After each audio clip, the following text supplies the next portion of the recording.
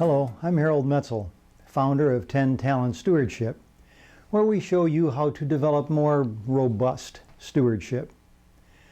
A recent study confirmed that most giving comes from 20% of donors. Now, this study wasn't necessarily restricted to church giving, but look at your church records.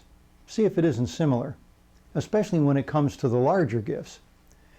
An organization called Market Smart is a fundraising organization, and in a recent article they shared statistics I thought you might find enlightening. In this summary of that article, let's take a look at how other charities receive big gifts and see how easily you can affect the total giving in your church. The article pulls statistics from a survey affirming that only a small number of people are responsible for most of the giving, and it reiterates what's commonly called the 80-20 principle. That is, that 80% of the giving comes from 20% of the donors. In 1906, Vilfredo Pareto, an Italian engineer, learned that 20% of the people owned 80% of all of the land in Italy. Later, many businesses found that those percentages worked for them as well. For instance, 80% of sales usually comes from 20% of customers. Over time, this rule of thumb became known as the Pareto principle.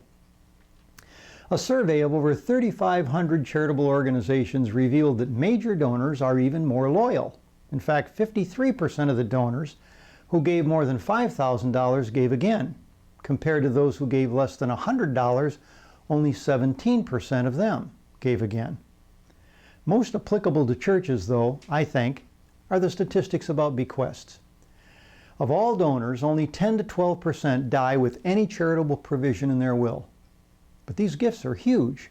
The average is around $57,000. And don't miss this. Only 5.3% of older Americans have actually made such a commitment, although 33% say that they're willing to consider such a gift. Well, for organizations dependent on charitable giving, those statistics are of utmost importance. Who in your church gives the most? Those are the people who have stated and declared the state of their heart. So encourage them. Spend time with them. Sit down one-on-one and share your vision with them, because those are your investment partners. Time spent with them can be pivotal. And along with that, encourage gifts in a will.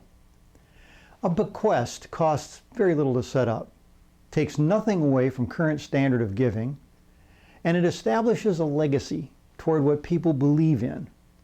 So put it on your calendar, and at least 2 or 3 times a year. Maybe at the time when you thank those who've given and those who've taken action to include a bequest.